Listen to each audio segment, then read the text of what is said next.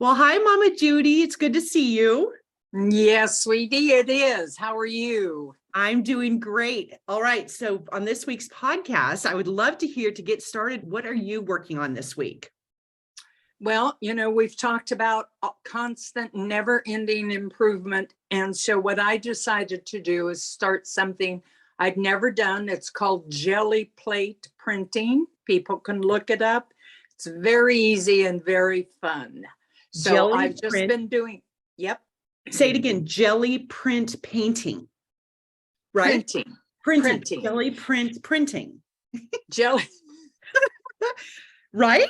This is a real tongue twister. Tell us what this means a little bit. Give us a brief description. Okay. And it's GELLI, plate printing. And literally, you have this spongy plate, you put paint down, and you can do it in layers. So, because I love mixed media, it's perfect for me. You lay the paint down, you put your paper. The paper then picks up all the paint off the jelly plate. Then you go to another color, you make designs in it, you get another layer. So you can just experiment, have so much fun.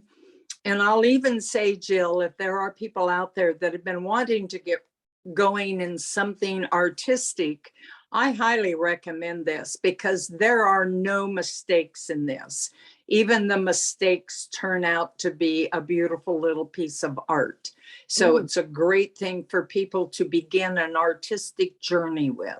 Oh, I love that. And so what I will say too, that in the show notes, if you will share a picture with me of just something that you've created with it and maybe a picture of what that jelly plate looks like, I can add that to our show notes. I will do that. I'd Perfect. be happy to.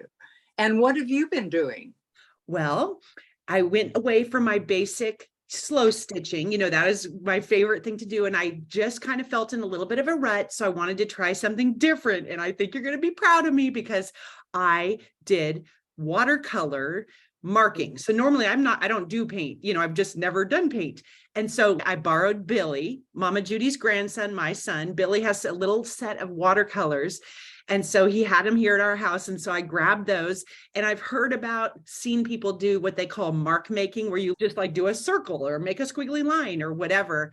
I just did some circles. And then to add my own little bit of creativity, I stitched in this. So this is on watercolor paper, did some circles and stuff, different colors. And then I just decided to kind of just do some slow stitching on the paper with needle and thread. And it was so much fun.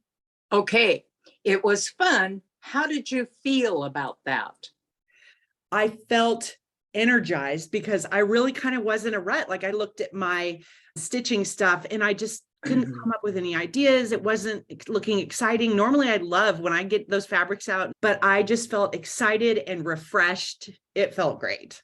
Yes. And you probably felt a small pride in accomplishing something that you never thought you could do, which is use paints. Yes, it was amazing. So I'm going to try it. I'm going to do more in the future of that kind of stuff. So it was super fun. Okay, great. All right. Well, let's tell the listeners, what are we talking about this week? Jill, we've talked about the imposter syndrome a little bit, and we'll always touch back on that because that's a reoccurring theme. But the other thing that occurred to me that people often do, myself included, and perhaps you, is comparison. Now, I use the word comparison syndrome. I don't know if that's even a real thing, but just the idea that we hesitate to accept and appreciate what we do because we're constantly comparing it to someone we admire, to a friend, someone we see. And unfortunately, 9 times out of 10, we probably feel like we fall short. So it's that comparison I'd like to touch on. I love that. And the comparison theory or comparison syndrome, like you said, happens, not only we talk about art here, but it happens in relationships. It happens with looking at somebody's car, whatever. And then with artists in particular, it's a whole different level because it's you're putting your own soul out there, and then you start comparing. So it probably goes psychologically at a deeper level, I sort of think, in some ways. And so real quick, I knew we were going to be talking about this. So I looked up, I wanted just to see what maybe a social scientist said about this. And I found a theory. I want to read this to you. So This is a guy named Leon Festinger. And this is back in 1954. He proposed this theory. And it says, according to the theory, and it's called the social comparison theory. According to the theory, humans have an innate drive to evaluate themselves. And in the absence of objective measures, they turn to comparing themselves with others.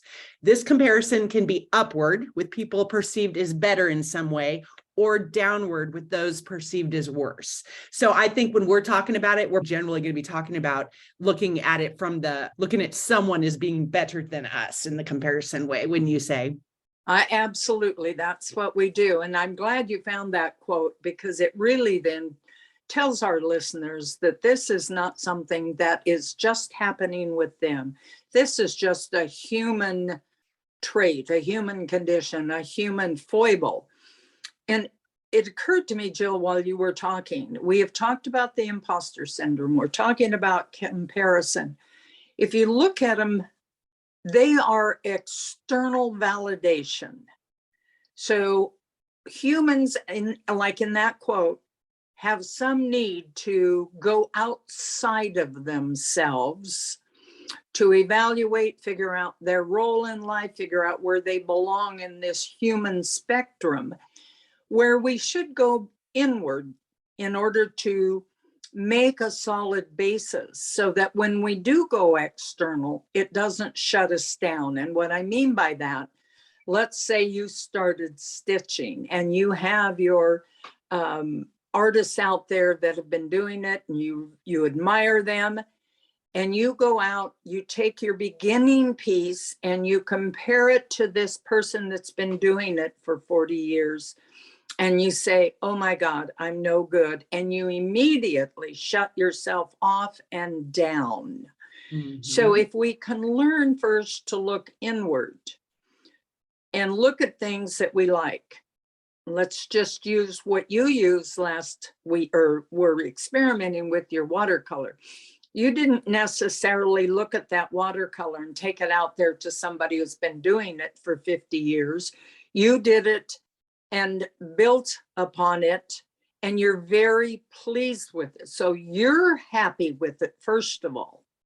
When you're happy with something, then what somebody else thinks of it or reacts to it is not going to destroy your enthusiasm.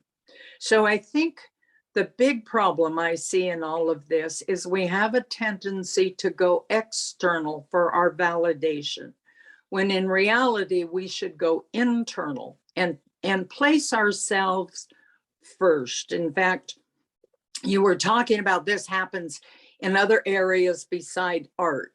Mm-hmm. And I remember years ago, many years ago, someone asked me, who's the most important person in your life? Well, being a mother, of course, what did I say? My children. That person looked at me and said, no, you're wrong.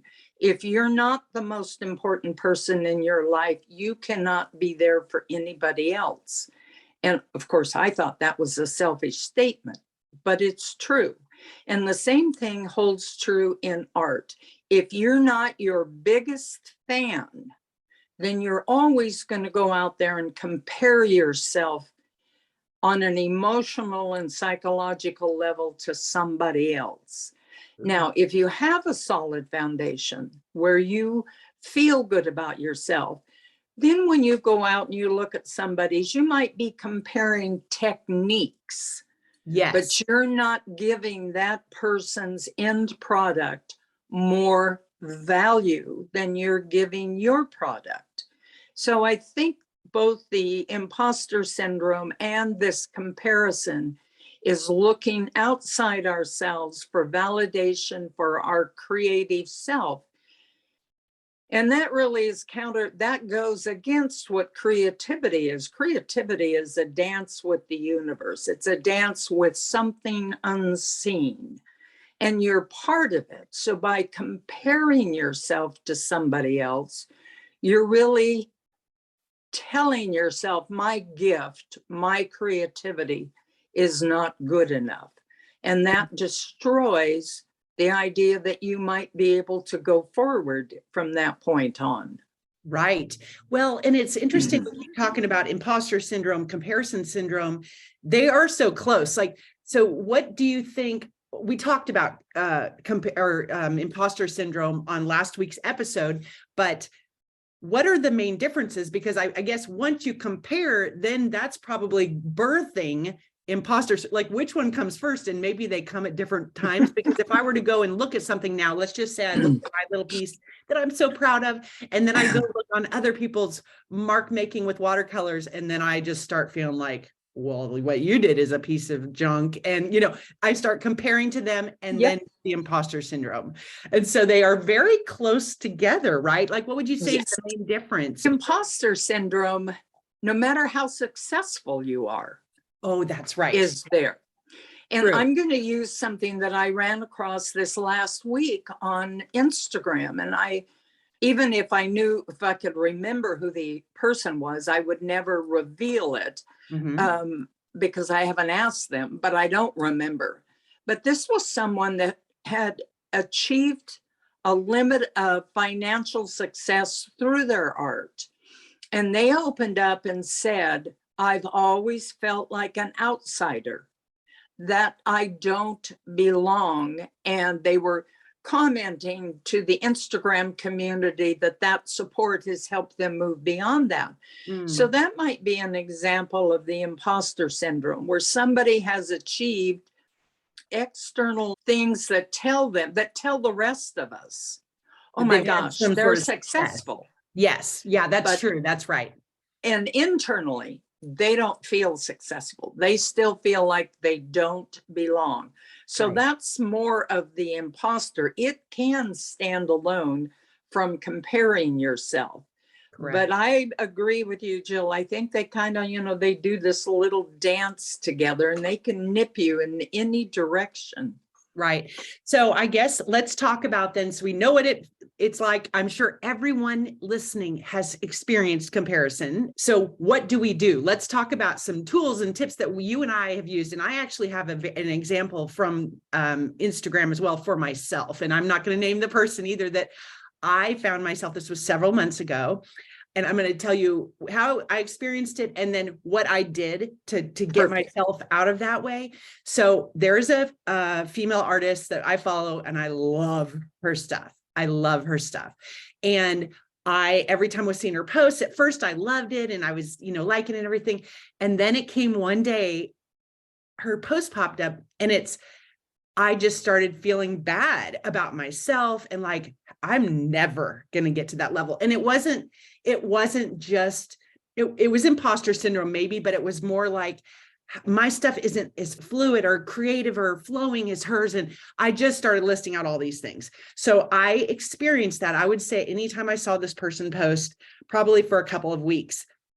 And then it was almost to the point where, like, I've got to stop looking at her stuff because I'm feeling so bad. I'm comparing how I'm not measuring up, or I'm not going to be able to do how she does or whatever. So I had this moment where I was like, okay, no, this is that thing. I'm comparing myself to her. She has a different style that I don't have. And like, we want to talk about in the future about our authentic art style, and I had to have a talk with myself about, listen, you love this person's art. Because I could have also unfollowed if it was that bad. That is one thing I suggest. If you find someone you're comparing yourself to, and it just continues to make you feel bad and you can't get out of it, then unfollow that person. It's not healthy. But I want to see her stuff. I love her art. And so had to give myself a little talk that I will not allow that anymore. And I'm going to appreciate her gifts in this world and be so grateful that I have that as an inspiration and enjoy that. And then I'm just going to keep doing my own thing. And I got out of it, and I don't compare myself to her anymore. Perfect. That is a great, it actually starts with what I was going to suggest for people, which is to begin with, what is it about your work that you like? One little tiny thing, one tiny little thing. You love the way you use that thread. You love this stitch. I love the way this particular mixed media color came together. Find one little thing that is your beginning building block. And so when you get to a situation like you were, you can go back. I highly recommend everything that you said, but you can also then go back and say, okay, stop. Let me go back to that piece that I don't think is worthy, because this is all tied in psychologically to our own feelings of worth. Yes. So what is worthy on that one particular piece? And that's your building block to start looking for things in your work that you like. Forget about the rest of the world. They're irrelevant, really. The Right. only person that matters is you. And your example begins with self-awareness. You were self-aware enough to know what you were doing. Trust me, it took me a long time to get to that self-awareness level where I could see that I was doing this myself. So I highly recommend that we pay attention to ourselves. Remember, this is all about us. This is self-care, if you want to use that word, learning to trust ourselves, learning to live in harmony with our creativity. And every one of these little tiny baby steps, every little watercolor mark that you make, or every jelly print that I try, is all part of that process. So combine, if you would summarize, let me summarize where I think you should start, which is self-awareness. Listen to your self-talk. What am I saying? Why am I saying it? What in my work do I like? And then summarize again what you mentioned that you did. Well, and you said the awareness, and it was giving myself a talk. It was having it was like I was mothering myself in a beautiful way. I was talking to that little girl, hey, you don't need to be jealous, because it was feelings of jealousy too. I started comparing, and then I was just jealous, and I'm just like, I'm jealous that I can't do that, you know, and it's not a good feeling. So it was just about me giving myself a talking to, and then a little bit of a pep talk, and then just to go again, because if you start having that comparison, it stops you in your tracks. That was slowing down my creative process every day. I was doing a little bit less, because I was just feeling deflated because I wasn't as good as that person. And so it was, again, just being like you said, I love this color thread on this piece of fabric, and finding that little thing that I love about my own thing and rejoining back into my own little experience and being consistent with that. And that's all. I just had to kind of get back into my own thing. And what I would recommend to people is, when you go back, like you said, you're self-aware, you know what you're doing, you're self-sabotaging is what you're doing. Comparing yourself, you're failing backwards. You're not failing forward. And that is a term I love. You're failing backwards. And so once you realize what you're doing, then you can go back and say, okay, let's start this over again. You know, you don't get very many times to start things over again when you don't like the outcome of something. But on art, you can. Let's go back to the basics. What do I like? What is me, and what do I enjoy about this? And try to, like you said, unfollow somebody. If you have to unfollow the entire world, unfollow them, and limit that external comparison. Yes. You'll get to the level that your woman, that artist that you like so much, with techniques. What won't happen is you won't develop her style, because that's her expression. But you'll use those same techniques that you've learned to just continue to improve and move towards what you want in your style. Yes. And I think too, I realized that number one, we've talked about where we find inspiration. I have decided that she is going to be like a muse to me, almost like she Yes. she makes me want to be more creative. But I've also learned, and I'm not saying I will never do anything like she does. I don't think that's going to be my kind of art. I just don't know. I don't know, but I'm okay with that. And then when I came to terms with that, like that may not be anything that you ever end up creating something like that, but she isn't that beautiful what she does. And just kind of making that statement. And I'm not trying to block myself from maybe one day creating something like she does, but we're just very different.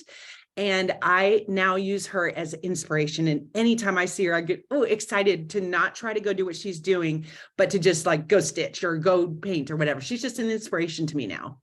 And that's so critical.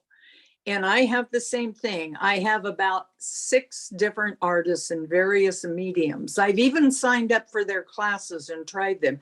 And I realized that's not me. But their art speaks to me, talks to my soul. So like you, I keep following them, and I have them around when I need to go outside of that slump and just feel good about looking at something beautiful. I go to their pages and it works great.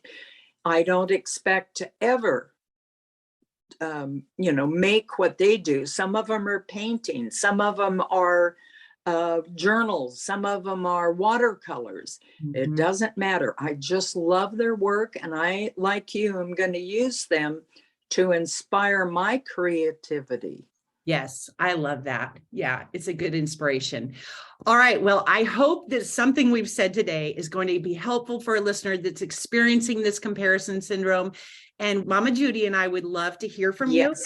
So please reach out to us, DM us on Instagram, send us an email. If you have things you want to hear us talk about, or you'd like to give us some insight into something you're working on, just to share with us, we would love that. And so we look forward to talking to you next week too. Yes, we do. All right. I love you, Mama Judy. Love you too, Jill. Bye.